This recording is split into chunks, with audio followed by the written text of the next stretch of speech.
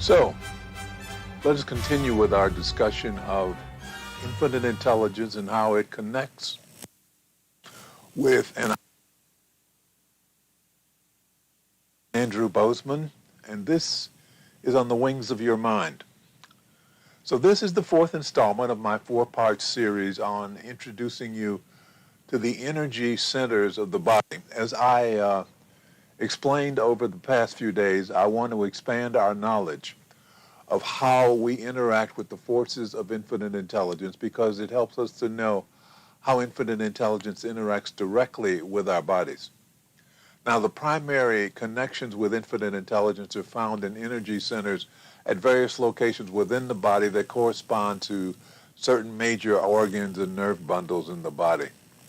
Now, in Eastern spiritual teachings, these energy centers are referred to as chakras, which in Sanskrit means disc or wheel. That's because they are spinning like wheels. Another way of thinking about these energy centers is as vortexes.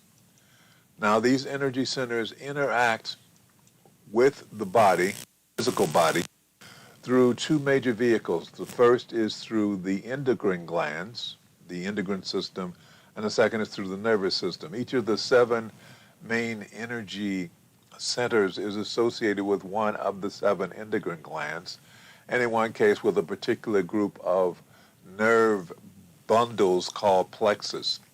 And because of these correspondences, each of these energy centers can be associated with particular parts of the body and with particular functions within the body and with particular behaviors controlled by that endocrine gland or plexus. Now, if you view it from the rear, you can see that these centers line up along the spine.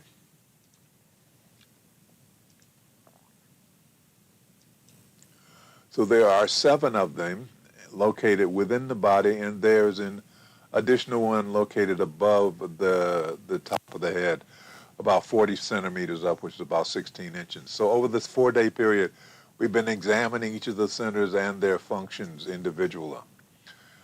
So far, we've discussed 6 of the 7 energy centers that are located in the body: the root, the sacral, the solar plexus, the heart, the throat, and the third eye centers.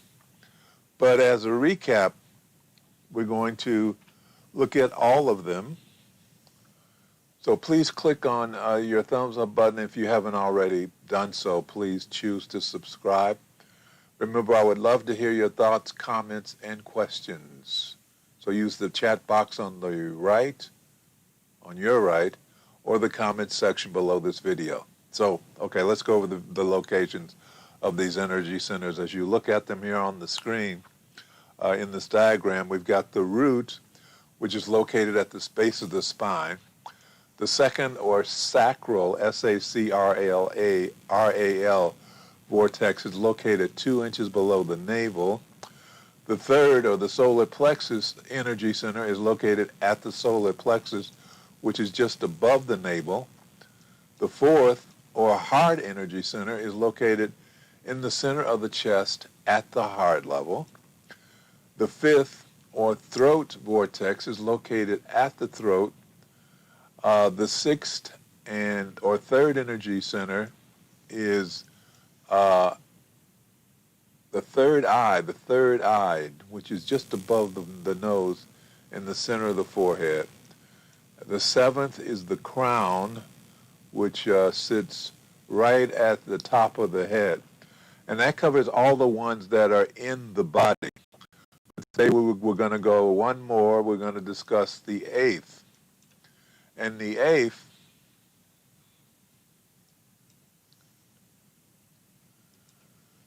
is located above the crown. As you can see here, the 8th is above the crown. It floats about 40 centimeters or a little under 16 inches above the head. Okay, so that is the location of all of those centers. Now, okay, so let's complete our journey here and deal with the seventh energy center, which is the crown. Now, the crown is located at the top of the head. Its color vibration is purple or violet, which is known, violet is known as the color of transformation.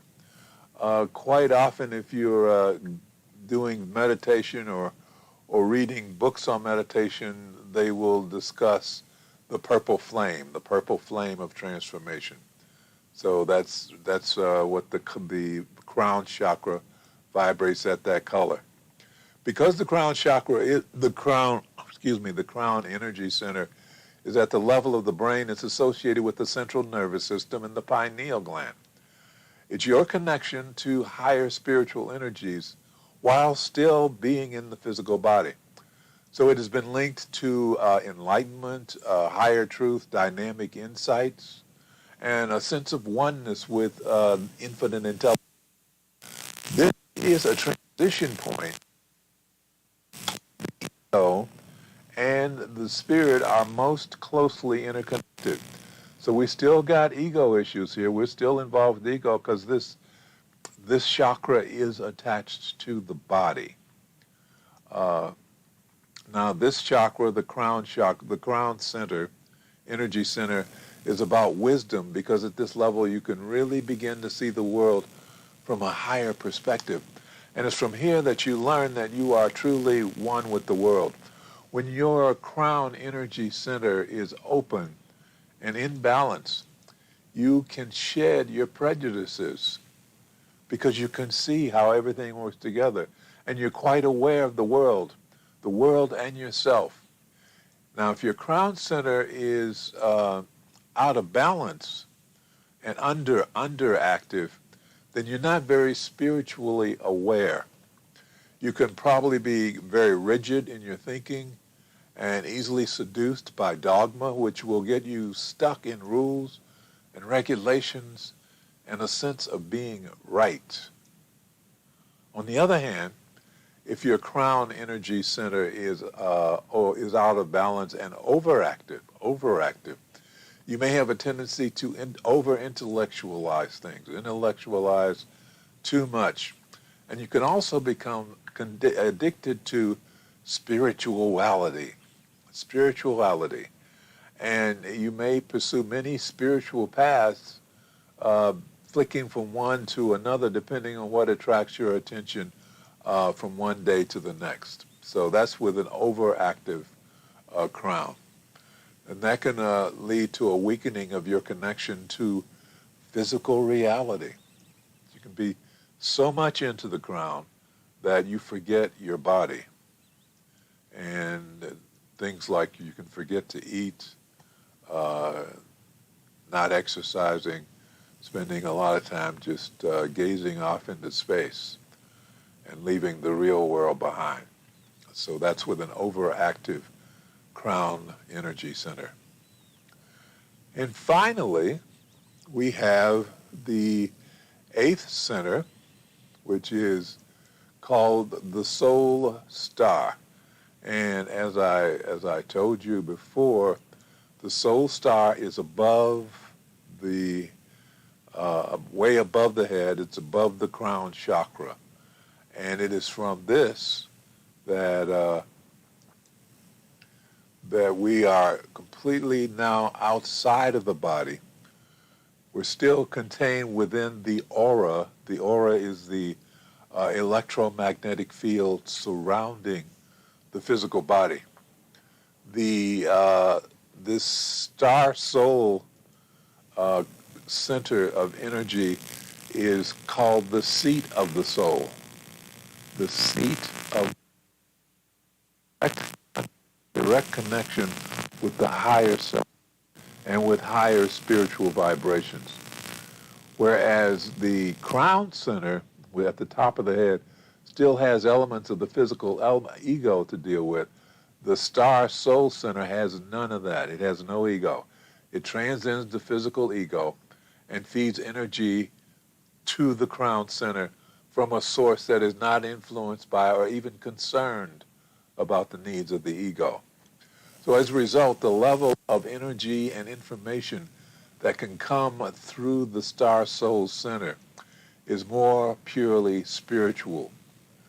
Through this center you can access your karmic past, past lives, the Akashic records. The Akashic records is perhaps you don't know.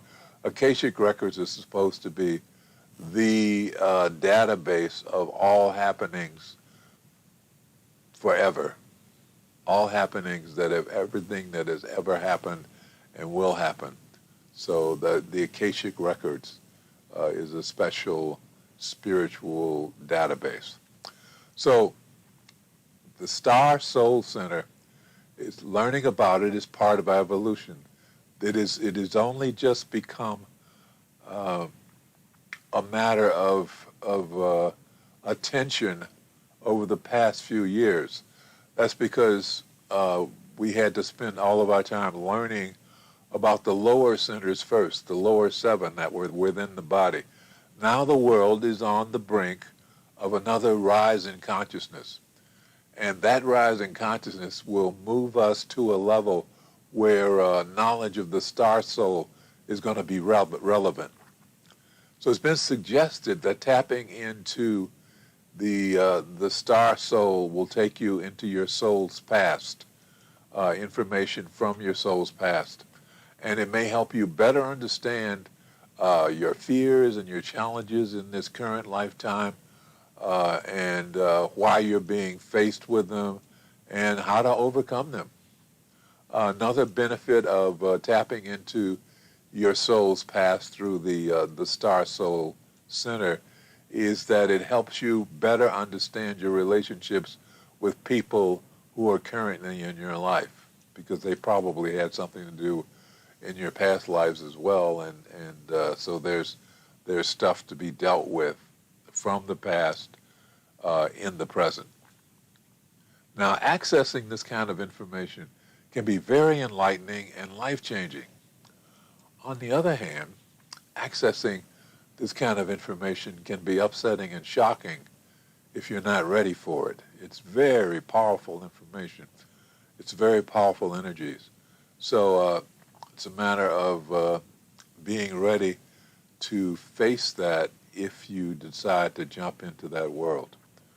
But you're going to have to eventually, because it's there now. It's our awareness of it is there, and once awareness happens, then the connections begin to happen, whether you want them to or not. So be ready for it.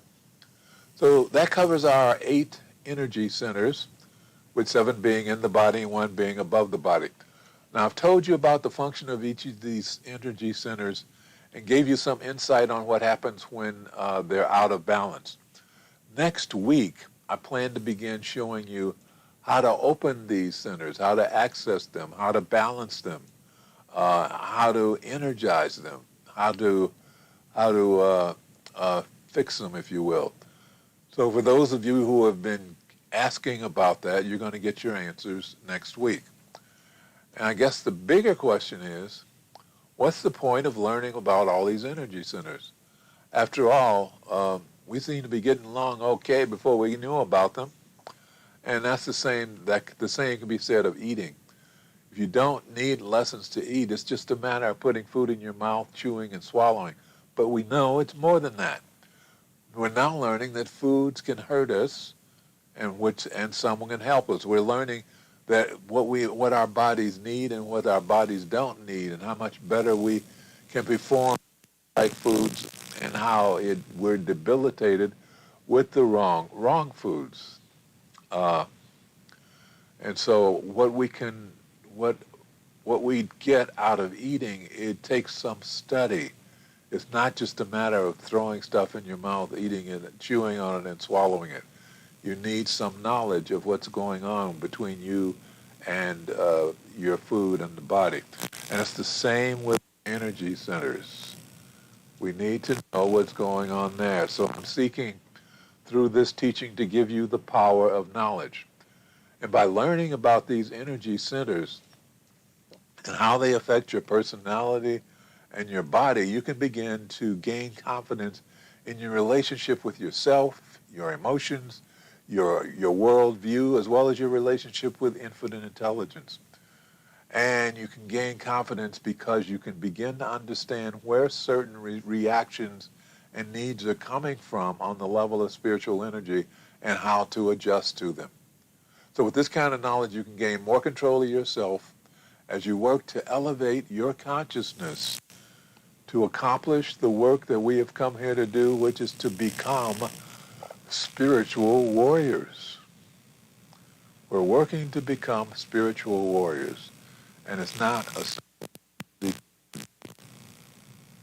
So that's what we're about here, to help you become spiritual warriors. And as spiritual warriors, you can not only help yourself, but you can also help this planet to survive and thrive. Okay? So I'm looking forward to seeing you next week for how to deal with these centers and make them work most appropriately and effectively for you and your life. In the meantime, let's close with prayer. Thank you. Thank you, Infinite Intelligence. Thank you for bringing us together in this life that we may become spiritual warriors and join in the work that we have come here to do. Thank you, Infinite Intelligence, for bringing us into this space of awareness and a deeper understanding of ourselves and our relationship to life and infinite intelligence. Thank you for showing us who and what we really are. We open our minds and hearts to the truth of our being. We are the children of God. We are individualized expressions of infinite intelligence. And because we are part of the greater whole, we're beginning to understand our value to the continuity of life on this planet. As we become channels of your power, infinite intelligence, we can feel your presence within ourselves and within our lives more and more. We know that as we feel your presence within our lives every day, we will rise, because we are no longer cut off from you by being immersed in the darkness of fear, anger, and the pain of unforgiveness. So we are now restoring our connection through the grace of forgiveness, knowing that as we learn to forgive ourselves for the pain that we have caused ourselves, and as we learn to forgive those who have inflicted pain upon us, our connections will grow stronger, and our lives will grow happier and healthier and more prosperous. And for that, we are truly grateful. As above, so below. As within, so without. And so it is. Amen. Please click on the thumbs up button. If you haven't already done so, please subscribe. And remember, I'd love to hear your comments, thoughts, questions. So please use the chat box while we're broadcasting. And if you're doing a replay, use the comment section below. Thank you. Thank you very much for watching. Really appreciate your being here. And I hope you have a very nice weekend. And I look forward to seeing you next week. In the meantime, this is Rev Andrew Bozeman, and this is On the Wings of Your Mind.